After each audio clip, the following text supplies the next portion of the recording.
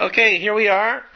This is the second lecture in the Shem, Son of Noah series of the Academy of Shem and Aver. Okay, let's just go ahead and pick up where we left off last week. Two things I want to start off with today to really bring us into focus what we're going to talk about. Before I get into this week's class, let's go directly to the last thing that we mentioned last time. And what we mentioned last time was two particular questions. The first being, why did Shem, Melchizedek, bring out bread and wine in his meeting with Abraham? Which begs the second question, where did Shem, Melchizedek meet Abraham? So those are our two questions that we really essentially left off with last week.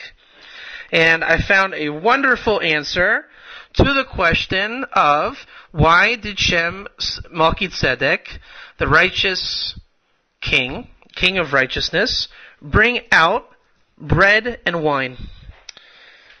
Adam, which in Hebrew is Adam Harishon, Adam the first, they call him in Hebrew. Adam sinned with the eating of the tree of knowledge of good and evil, and by doing so he brought upon himself and the world and his offspring a curse. And the curse was that he would have to eat bread from the land. The land would produce I forget the exact English, like thorns and thistle and byproduct of the land. And Adam would have to make bread from the land as a result of his curse of eating the tree of knowledge of good and evil. And Noah, however many generations later, is going to come along, and Noah is going to think that he rectifies the world. He plants a vineyard to get drunk, as one opinion of the tree of knowledge of good and evil was that it was a grapevine, producing wine. Noah gets drunk, debases himself, and we know what happened with him and Ham, or in Hebrew, Ham. And Shem and Japhet, or Japhet in English, cover up Noah. And what happens is Noah then fell victim to wine. So now we have Noah, essentially, which is Adam 2.0, right? Adam comes along, and his job is to rectify the world. Adam does not succeed. Comes out of Adam, many generations, Noah restores the world to Adam 2.0, meaning that after Noah, the world will never go through another mabul or a flood ever again. It's kind of like, it's the 2.0 to the fact that the world will never sink as low as the sin of Adam. Noah raised it a level of perfection that it will never be destroyed again. And then we have Shem, Melchizedek, coming to his meeting with Abraham. And Shem, Melchizedek, brings out bread and wine. As Shem recognizes to Abraham, the two of them really become partners in the redemption back then, and it's a mission ongoing till today that will result with Mashiach, or Messiah, coming to bring the world to its full restoration. And that was a direct influence of Shem into Abraham, Abraham into the Jewish people, the Jewish people working together with Bnei Noach in the world to bring the Torah and knowledge of God to filling the world with the Deya of Hashem, the knowledge of God. And thereby, Shem is the essential Ben Noah, right? We know he's the original Ben Noah, Shem Ben Noah, Shem the son of Noah. And he expresses that through him, essentially, the world will be restored to its grandeur and perfection. And time willing today, we're going to explore how, in fact, Shem makes his way from that episode way back then, approximately the year 2000 in the Jewish timeline. Today, this year right now is 5,772. And so back then, it was about the year 2000. So figure it's about 3,700 years ago. And thereby Shem brought out the bread and wine, rectifying the sins of Adam and Noah, bringing the world to its restoration. Now, the second question, where was the meeting of Abraham and Shem? There's two answers. It really depends on the perspective and the angle of which you choose to view the episode of Abraham and Shem. Now, we know that Abraham called the place of the Holy Temple Yirah, which is to perceive or to fear. Shem called the exact same place Shalom, which is Shalem, complete Shalem. Shalom meaning peace. Now when Abraham and Shem unite in their mission to restore order to the world, they are very close, Shem and Abraham, and we're going to explore that relationship as the weeks go on. Thereby Abraham, his calling of it Yirah, and Shem's calling of it Shalom come together, producing Yirah Shalom. Now what does that sound like? Yirah and Shalom. Put it together, Yerushalayim, which is the Hebrew for Jerusalem. And we know that Shem was the priest to God above, Kel Elyon, the God above. If we understand that this Jerusalem union was taking place on the Temple Mount, then we could say that Shem and Abraham met on the Temple Mount in Jerusalem. Yet there's another opinion, and taking at it from a whole different angle, that perhaps Shem and Abraham met in the Galil, the north of Israel. Where was Shem's yeshiva? Actually, it's about 1,000 feet from where this class is being broadcast from now, in the holy city of Safed or Tzfat, in the Galil, the north of Israel. And Shem was known to come to the north to collect the olive oil in the north, as it grows very well in the north. And at the time of Hanukkah, they came to the north to get the oil for the Holy Temple. And one opinion is that the war of the four kings, of which Abraham met up with Shem Melchizedek, took place not in Jerusalem, but in the north of Israel. Yet their stature came together of Yirah and Shalom to produce Yerushalayim, but not pertaining to their actual meeting. So the two opinions are, where did Shem bring out the bread and the wine to rectify the world in conjunction with Abraham? At either the holy city of Safed Tzfat, which is the gates of the Garden of Eden, which we're going to explain how Shem has a connection to the Garden of Eden in Tzfat, whereas Yeshiva Shem and Aver, the Academy of Shem and Aver, was located. Or we can say that it was literal and they met at the Temple Mount in Jerusalem. Okay, that's the introduction from last week to this week. And now let's get into the lecture. One of the prime things we want to emphasize this week is, who is Shem? And what is his name really coming to tell us? So Shem is the first person to really identify for us the power of a name. What does Shem mean in Hebrew?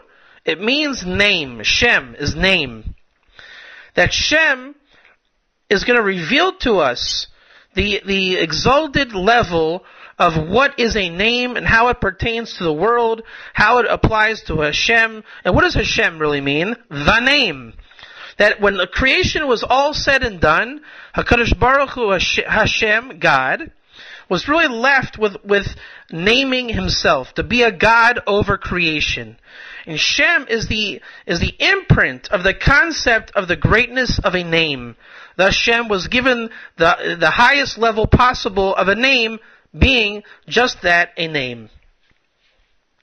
Okay, that is Shem in the introduction from last week. And now we're going to introduce a text. It's an ancient text.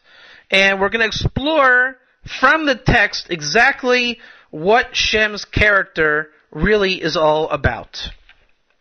I'm going to translate from Hebrew to English, so pardon the lack of perfect English. I'm trying to keep it in the original as much as possible in terms of the translation. So don't look for grammar in English. Try to follow the content of the actual language. Okay? Okay, as such in the Hebrew. And thus, there is a collection of writings of an incident concerning Shem, the son of Noah.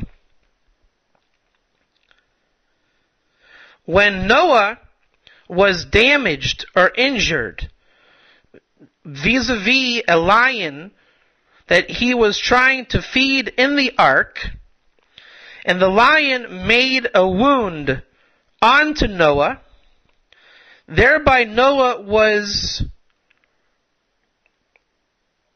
made blemished in the art of offering a sacrifice, as Noah wanted to sacrifice upon coming out of the ark. And they sent Shem, his son, to the Garden of Eden to bring a speedy recovery of health from there. Now we're going to read two different versions of this, so just pay attention, and then we're going to read an easier version in a moment. And when Shem was in the Garden of Eden, which the other version of the story, or the midrash, the legend that we're going to read, that Shem entered the Garden of Eden through the learning of names. As Shem realized that his own power of soul is in the name. And there's an ascent of the soul by learning and contemplating names. Thus, when he went to the Garden of Eden by the means of names, he ate from the tree of life. And he lived a very long time until he became petrified as stone in the desert, and he was not able to move from his place. In Solomon, King Solomon, he was the only one that knew from this episode, and he rode on an eagle, and he sought after Shem, and he found him there petrified as stone, and he was standing in one place. Shem was standing in one place.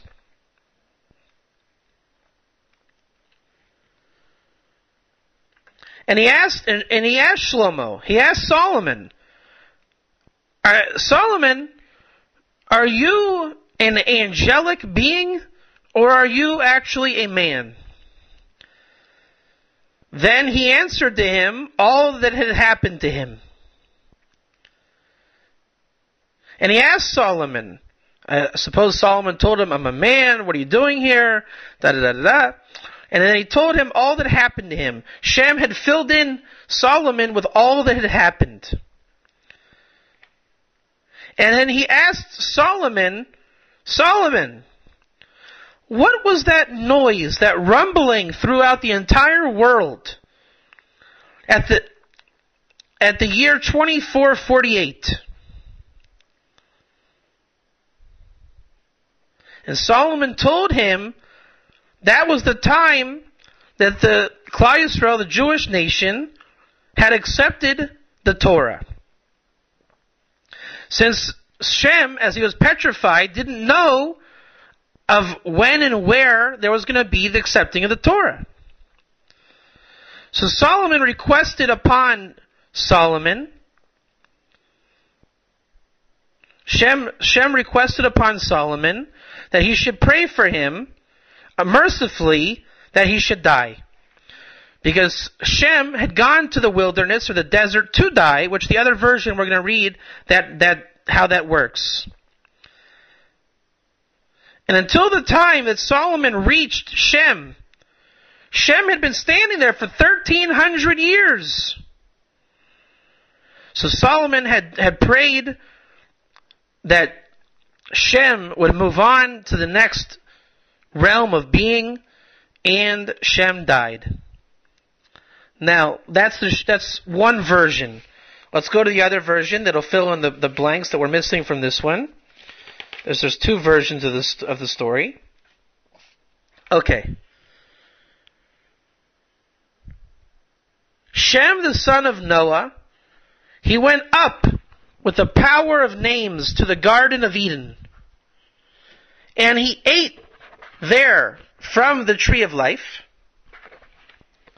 And when he reached the time to die, he went to the desert And he stood there to see what would be in his end.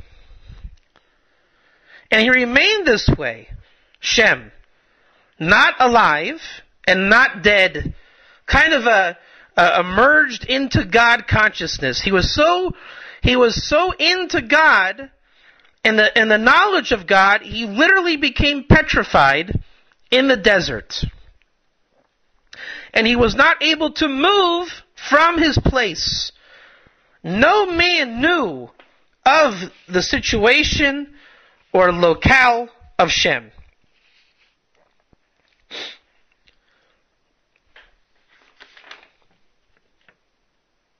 Nobody knew from this until King Solomon, when he was crowned the king, it was revealed to him what exactly had been happening.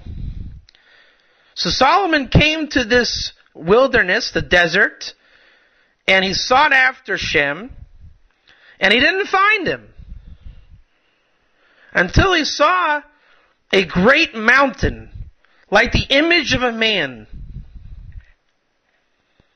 Only that it was filled with cherubs and grasses. And where was this place? This was Mount Sinai. Shem had gone to die at Mount Sinai. And immediately Solomon understood. This was in fact Shem, the son of Noah. And he asked him, Shem, is that you? And Shem said, yeah, that's me. And he told him all what had happened.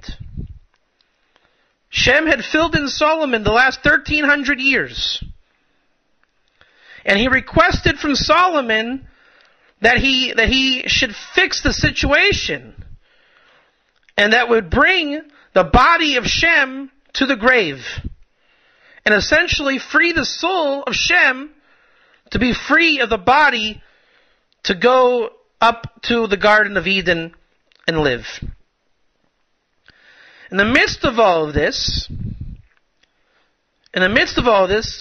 he asked Solomon, Solomon, what were those voices and the thundering and the lightning going on in the year 2448? Now remember, the episode with Abraham was around the year 2000. And at some time, Shem went to the desert to die. And in the year 2448, the Torah was given at Mount Sinai. And then figure about another 400 years, 500 years from then, Solomon's going to be crowned the king. He comes and finds Shem in the wilderness. And he asks Shem, what was that episode that happened in 2448? The whole world shook. And Solomon said to him, Shem, that was the giving of the Torah from this very location, Mount Sinai. Then Solomon prayed upon Shem that he should die, as Shem wanted to be released. The body was already in the grave, but the soul was stuck to the body. It was petrified. And he died like Kederech Kol Haaretz, like the way of all the land. And he was brought to the Holy Land, and he was buried there in the Holy Land by King Solomon. Okay, that is the story of Shem.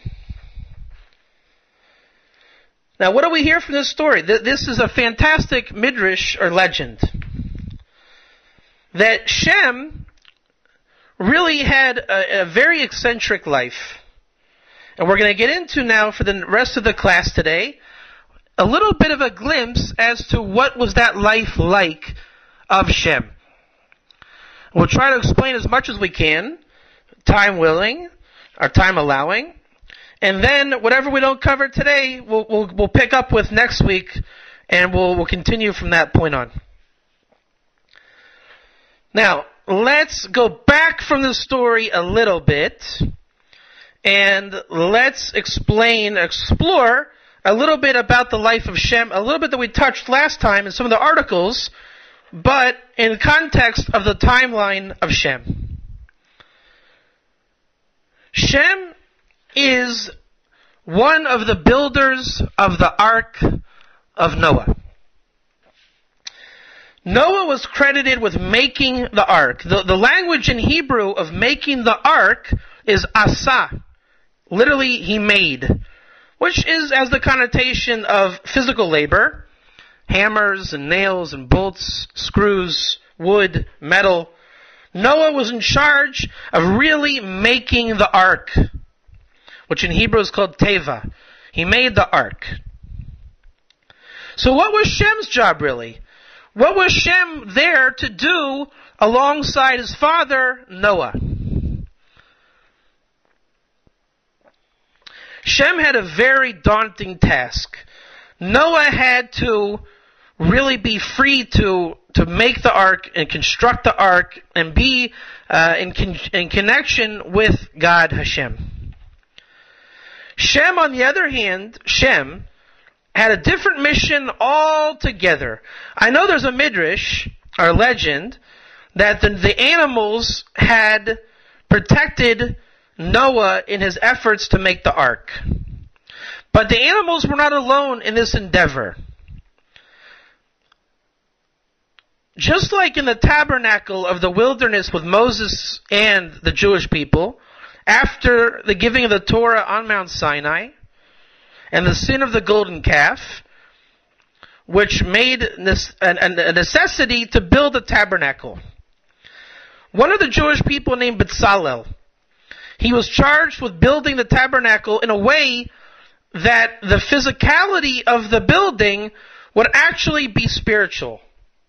And these are called the 39 creative labors, as such that on Shabbat, the Sabbath, a Jewish person is not allowed to do 39 labors. These are called malacha, or malachot.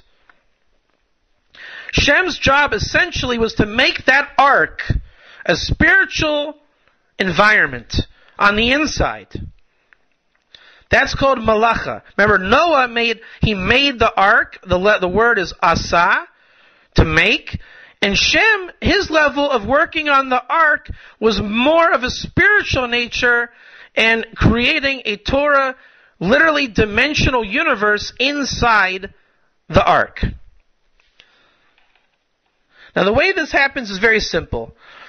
Let everybody imagine your bedroom at home. Now there's two ways of making your bedroom. You can have a bed, and that's it. A big empty room, one bed, and your sheets are white, and you have a little twin bed, no carpet, no chairs, no desk, no TV, no computer, no books, no writing tools, nothing. And you say, well, a bedroom contains a bed. And the energy of that bedroom with the bed will be a very specific energy. It's going to be just a bedroom. I mean, it's not going to look anything more than what it is. But then, you bring in an interior decorator, and sometimes you can transform a bedroom, even a one-room house, a one-bedroom apartment, with proper home devices.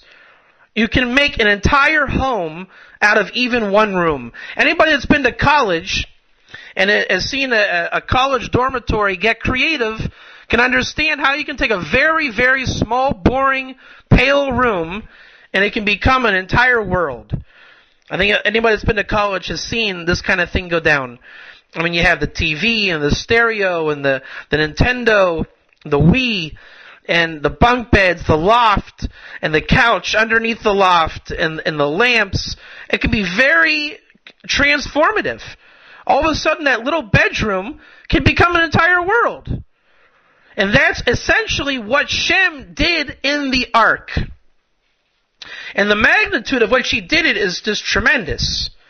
What Shem accomplished was nothing short of miraculous. What Shem did was he created the ark that functioned as a womb. The womb of a woman. We know that the entire life experience, our entire connection to the Torah, is coming to life in the womb. When we're in the womb, until all those 9 months, it's the perfect environment of learning the essence of life, the Torah, the ways of God. And there's the idea that when you come out and you're born, an angel puts his finger in the middle over your lips, and that's that cleft over your upper lip under your nose. That's the shh. Forget the Torah. Come out and you're in the world. Now you have to learn all over again. Wherever you're placed, whoever you are, wherever you are, you have to find your way to find God in the world and connect to His will all over again. But when the environment is established to be of absolute clarity, when you're in that's the sublime womb, and that sublime womb can function anywhere. If it's a Torah God environment, Shem, his job was to create that womb inside the ark. Imagine the ultimate home decorator in the ark, but of Torah and the way of God. And what Shem did was that he saw the entire macrocosmic world in one microcosm ark. He saw the entire world. He saw Noah. He saw Japheth, Yaphis. He saw Ham. And he saw Shem. He saw himself. A mirror image. He saw his offspring. He saw Canaan, the offspring of Ham. He saw the sins. He saw the mitzvahs, the commandments. He saw the animals. He saw a microcosmic world that's going to explode onto the scene when the ark lands into the macrocosm. Shem thereby learned the entire Torah, not only from Noah, who, as this lesson as it goes on, we're going to understand what it means for Shem to have learned the entire Torah from Noah. But he got a double portion, as Shem was essentially the firstborn of Noah. Not in literal terms, but Noah had realized that Shem is the spiritual progeny of the right of the firstborn from the 3 sons of Noah. So Shem receives the Torah from Noah, but Shem puts it to practice. He learns that Torah from Noah in the government of the real world. It's one thing to learn in the study hall, but the ideal Torah learning is when Torah merges into the world to see how the Torah works in the world. And that's what Shem was, the master of creation, of creative work. That's the level of the ark that Shem took the teaching and Torah of Noah and he put it to practice in the ark. So when they come out of the ark lands, the world is restored. Yes, Noah did debase himself. Yes, Ham did do the act. And yes, Canaan was cursed. Japheth goes his way, Ham and Canaan go their way. Everyone goes their way. But Shem is armed with a mission of Torah that he programmed into the ark by realizing the ark was that experience of putting Torah of his father to practice. As Noah was a tzaddik, a righteous man, and Shem was the quintessential righteous man, the son of a righteous man. He had a double power. He had his own Torah and the Torah of his father. Now, to go back a little bit before we explode onto the scene of the world that Shem was thrust into, of offering the Torah basically to all the nations, all the people, who is going to accept this Torah of Shem. Shem had the ability to govern the masses.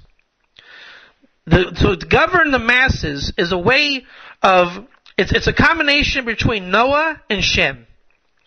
Noah, as we know his name, comes from Noach and not Menachem. Menachem means the comfort. That's not what Noah comes from. Noah comes from to ease the work and the toil of our hands. But Shem is exactly the opposite. Shem is the power of working very hard. Now what happens when we put the Torah of Shem in conjunction with the Torah of his father Noah? You have the ability to rest and to ease and to lighten the workload, yet work very hard at the same time.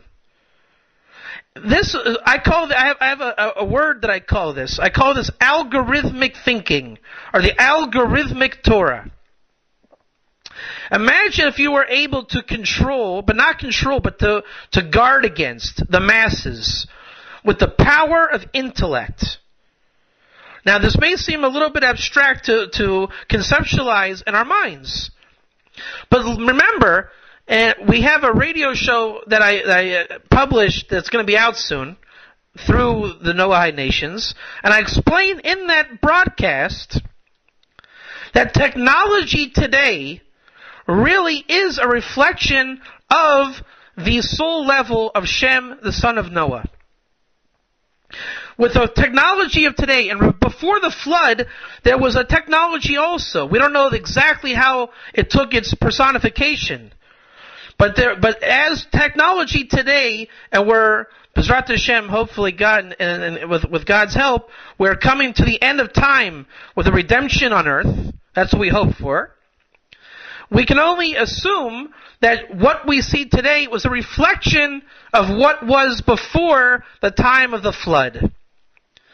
That today we have all kinds of technological things. When you look to the government, they have the power to control the masses with technology. Some say this is rooted in evil, and that could be the evil that was actually before the flood. But with brain power, mind power, with Torah and knowledge, and the knowledge of the world, Shem had the ability to essentially make Noah a window of space and time to get the ark completed. Shem was a bit of a warrior before the flood, and he had the ability to not accentuate or work that hard physically, but to have that level of ease the toil of our hands, yet work hard at the same time. That Shem had the ability to offer the time period for Noah to construct the ark and for Shem to get his work done. Now, how that took hold before the flood, we don't know. But in today's world of technology, we can kind of see how that is.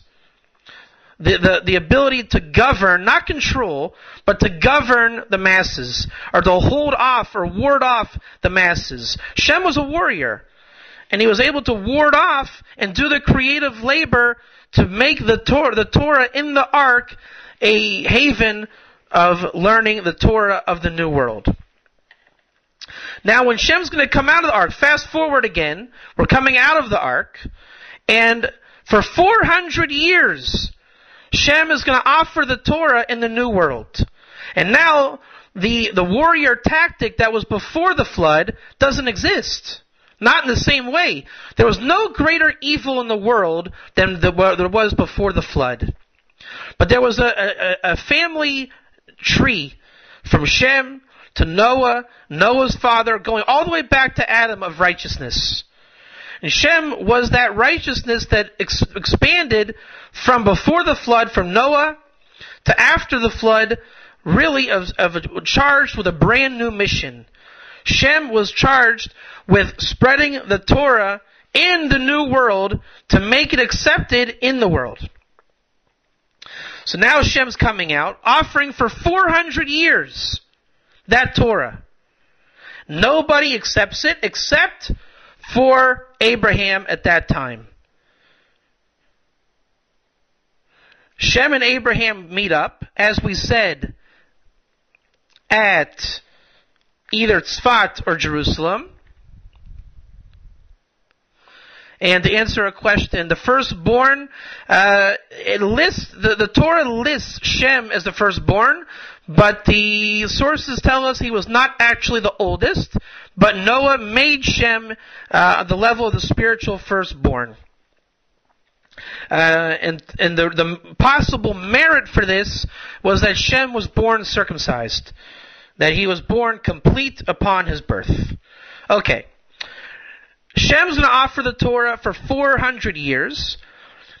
And Shem suppresses his seed, focusing on his daughter Tamar, as Shem anticipates that by suppressing his seed, his offspring, his progeny, eventually, by the nature of the Torah he saw in the ark, and the Torah reality of godliness in the world must produce an Abraham. The world must produce a breeding of the Torah. That was Shem's whole mission.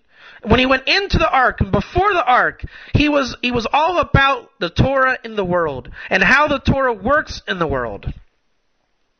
And remember, the Torah is a governing body of laws and structure, whether for the Jewish people or the Bnei Noach.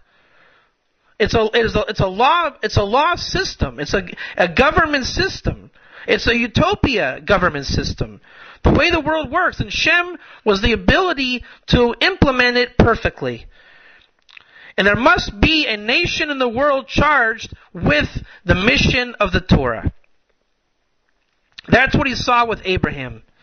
Now, Shem offers the Torah to Abraham. They meet up, Melchizedek and Shem, the bread and the wine, either Tzfat or Jerusalem, and the right of the priesthood is transferred from Shem to Abraham, not in sin, as we said last week. But Shem saw this as an opportunity to have a nation come from him, to become the Jewish people, to be a nation dedicated to the mission of Shem of the Torah. Now, what is the genealogy? How does it work? We know that Abraham in the Torah is called Abraham the Hebrew. And the Hebrew comes from the Hebrew word Ivrit. And Ivrit comes from the Hebrew of the person named Aver. And here we are in the academy of Shem and Aver. So the Aver is the father of Hebrew. And the father of Aver, the grandfather, was Shem. So who was the father of the Hebrews? Shem. Shem has a grandson, Aver. Aver comes from Ivrit, again. And Abraham is a distant relative of Shem and Aver. And Abraham becomes a student of Shem and Aver as he met up with Shem on the episode with the bread and the wine. Abraham then merits the priesthood from Shem, as Shem bestowed upon Abraham the teaching of the priesthood that Abraham would take, and he would give way to having a son, Isaac. Isaac would give way to having Jacob, and Jacob would learn, again, the entire Torah tradition from Shem and Aver in their Torah academy or yeshiva in Sfat. Okay, now that we're caught up on that end. Again, Shem to Aver, to Avraham, to Abraham, and to Jacob. Jacob goes back to learn the Torah from Shem and Aver. Jacob will give birth to the 12 tribes. The 12 tribes will eventually become exiled into Egypt. In Egypt, the Jewish people are a nation. They will be redeemed on the holiday of Passover. They will come to Mount Sinai, and they will accept the Torah, just like Shem had offered to everybody. Abraham came and took the Torah offer from Shem. And Shem now, his mission is about to become a success, as there is a Jewish nation that had been accepting the Torah from Abraham, directly from Shem. They're standing at Mount Sinai, accepting the Torah. Eventually, 40 years later, they're going to enter the Holy Land, Israel. They're going to build the temple. They're going to elect a king, King David. King David is going to have a son, Solomon. Now, with the kingship of Solomon, the Torah is firmly entrenched in this world. 15 generations have gone by.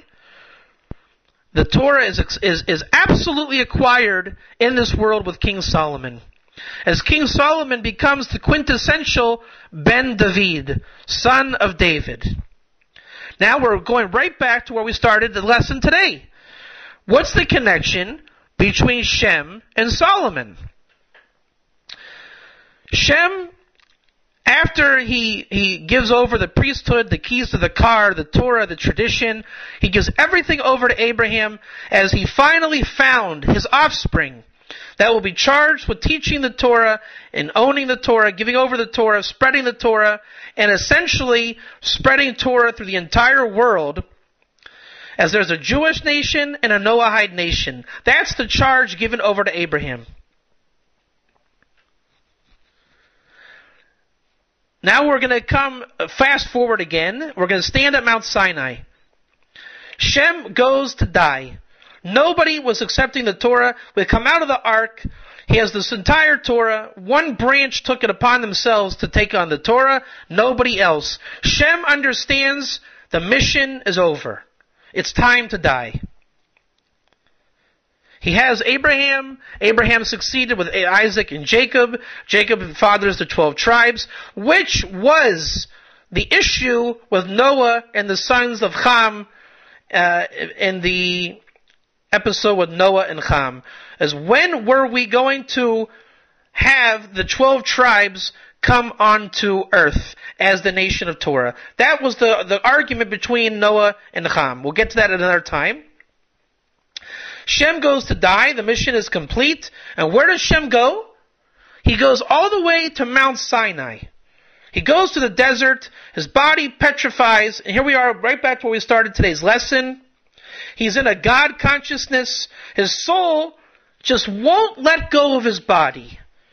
Why won't Shem's soul let go of his body? What is he holding on to? For 1,300 years, Shem is clenching on to his body with his soul. He goes to Mount Sinai. He actually merges with Mount Sinai. So when the Torah is given from Mount Sinai in the year 2448, Hashem says, what in the world is going on in this year? We say in the Torah that Moses has a bit of the soul of Shem in him. If you look at the name Shem, it's Mem and a Shin. Shem. Moses, Mem, Shin, Hey. He contains 2 of the 3 letters of Shem. That there's a bit of an incarnation of Shem into Moses. So the Torah of Moses it comes from Sinai, and in the Torah literature, we say the Torah comes from Moses, but we also say the Torah comes from Sinai. We say it's a tradition from Sinai, the Torah from Sinai. Hashem, God, came down to Sinai, and Shem was there the whole time to see the mission come to fruition, to give the Torah over from Sinai as he was there. And what did we say at the beginning of today? That Shem was in the image of an entire mountain. The Mount Sinai is called Mount Cheruv, the Carib mountain. And that's exactly as it's described, as Shem was there with a grassy area and Caribs. Shem was there to give his Torah included into the Torah of Moses.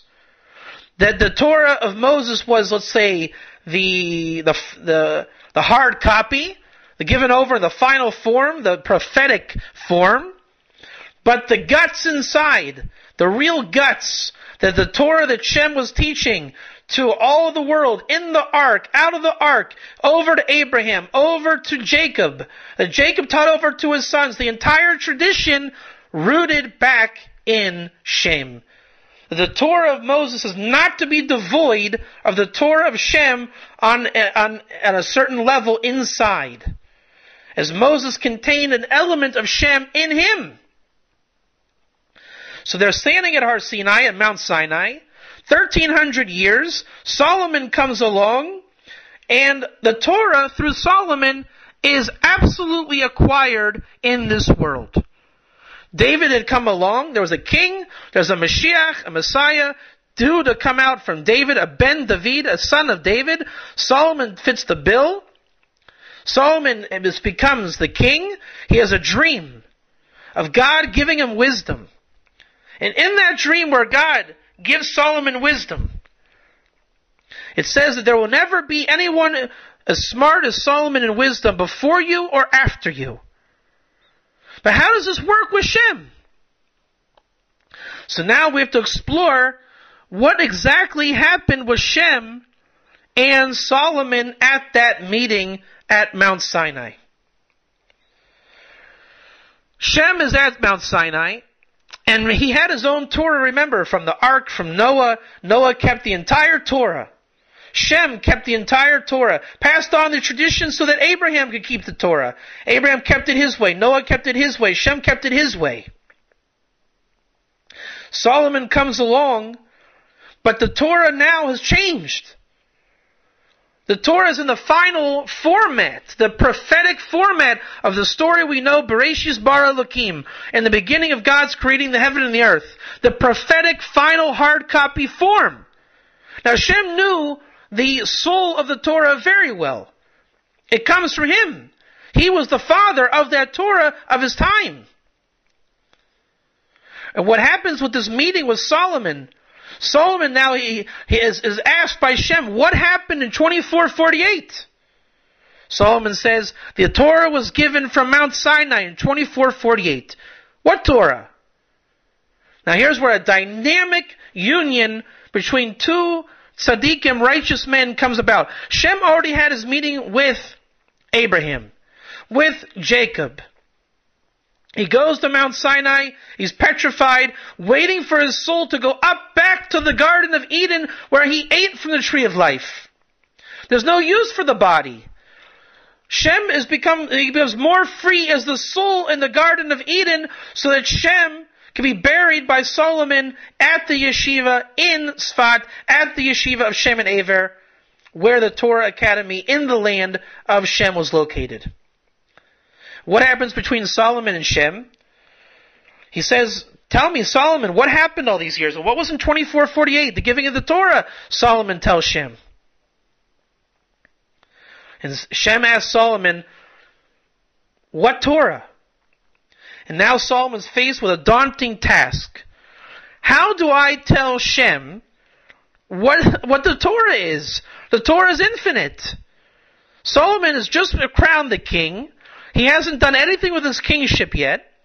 He basically rides the Shekhinah over to Shem, finds Shem there. Shem needs to be released and fixed, and Solomon needs to pray on his behalf, release the soul that went to the Mount Sinai to die. Solomon comes up with an extremely novel interpretation of the Torah. Solomon's father is David. Let's not forget that. Solomon's father is David. Solomon receives the Torah from his father David. David wrote Tehillim, Psalms. Solomon then becomes the essential Ben David, the son of David. Right? You're not going to get any more of a son of David than Solomon. And we know that the tradition of Mashiach Ben David, the Messiah, the son of David, comes from Solomon and David. Solomon comes up with an extremely novel interpretation. What Solomon does is he understands, how can I convey to Shem the entire Torah of Moses? Moshe Rabbeinu, Moses, that Shem would understand exactly the Torah as not only as he knew it, but that he could know it now. What will it be that will release his soul that Shem will say, you know what? That's the Torah. That's the Torah. That's what my mission was for these 1300 years. That's what I was going around asking for 400 years. Are you telling me that Torah took hold? And Solomon will tell him, yes. The Torah actually took hold. Shem, you have indeed succeeded. And what did Solomon tell over to Shem? He told him 3 different books. This is where Solomon comes up with the 3 main books. And when we talk about Mashiach ben David, the Messiah, the son of David, and the word for Messiah in Hebrew is Mashiach, the anointed son of David. The other interpretation of the word Mashiach, anointed, instead of the word shin, you put the pronunciation on the other side of the letter shin, and he spells Masiach ben David, the teaching or speaking of the son of David. This is exactly what Solomon gives over to Shem. Koheles, Ecclesiastes, Mishle, Proverbs, Shir HaShirim, Song of Songs. Solomon, with his wisdom, understands that by the composition of those three books make up the entire doctrine of Torah called Masiach ben David, the teaching or speaking of Ben David. Now Shem is the one that influences Solomon to come up with these books. Thus Solomon is anointed in a certain sense with the essential nature of the Torah, inspired by Shem's imposing of wanting to know what happened. What was the Torah? What happened? Solomon thereby comes up with the three books, and Shem, the son of Noah, thereby is influenced with the essence of the Torah of Ben David, Solomon, the son of David. That Shem then learns the entire Torah, his mission is accomplished, he can now let go of his body. He can go back to the Garden of Eden where he ate from the tree of life. Solomon will take the body, bury it in Israel, at this yeshiva. Shem goes up. And at that level, we have embedded into Shem the Torah of Solomon, which in Hebrew is Shlomo. And you rearrange the letter Shlomo in Hebrew, and it spells Lishma, for its own sake.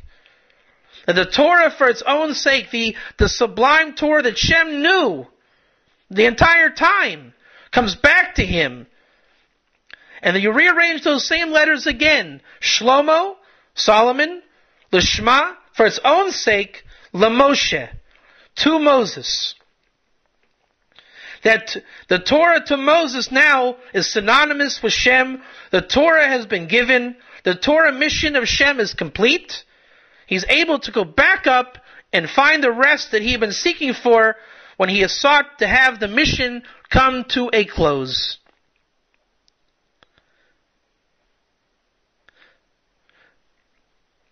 The Torah then is given over to us from Sinai, from the Mount Sinai experience. And it's not to be without the Torah of Shem that was present from Noah into Abraham, into Jacob, into the Mount Sinai experience, as Shem was there petrified, waiting for the experience. Will the Torah take hold? And in the 15th generation afterwards, from Solomon, Shem was nourished to let go and say, the Torah has been acquired in the land. And this Torah revelation of Shem comes from Noah. As Shem is Ben Noah. Or you can say Shem learned the Torah min Noach, from Noah.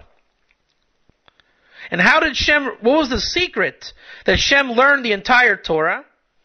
If you look at the word Noach, meaning here, literally it could be to rest, to ease. But if Shem learned the Torah from Noah, you put a letter Mem in Hebrew before the word Noah, it spells Manoach, a resting place.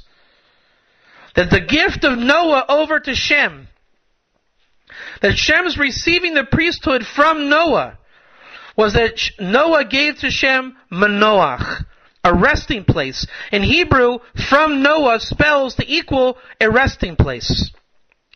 And if you give Shem a resting place in conjunction with his efforts of working hard to understand the God, the world, the Torah, what you have is the implementing of the priesthood into Shem. And Shem ended up becoming two levels upon coming out into the new world. He was Shem, Malki Tzedek, Cohen to God above. He was a righteous priest, and he was also the king of righteousness. Well, some would say, where was the nation of Shem? He was a king of who? The kingdom of Shem as he's really the patriarch from Aver, his grandson, the original Hebrew, to Abraham, and to the nation that will accept the Torah. It all goes back to Shem, as he was Malki Tzedek, the king of righteousness, and the righteous priest.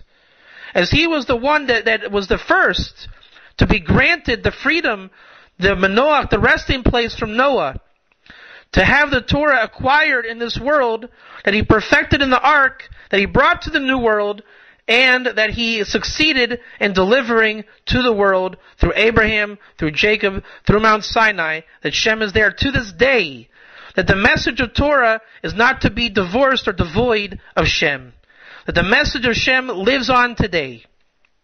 Where do we see a direct expression of this today?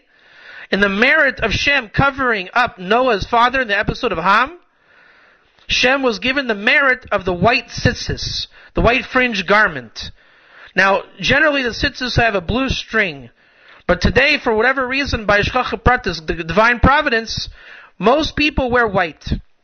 And that white is a remez or hint to that the Torah of today, that the Noahites seek, really is to go back to the Torah of Shem, which is inherent in all of Torah, never to be devoid of the Torah, as Shem was waiting at Mount Sinai at the giving of the Torah, all the time as he came out of the ark for 400 years delivering the Torah. And that's where we'll stop today, and next week we'll continue with the continuation of this class.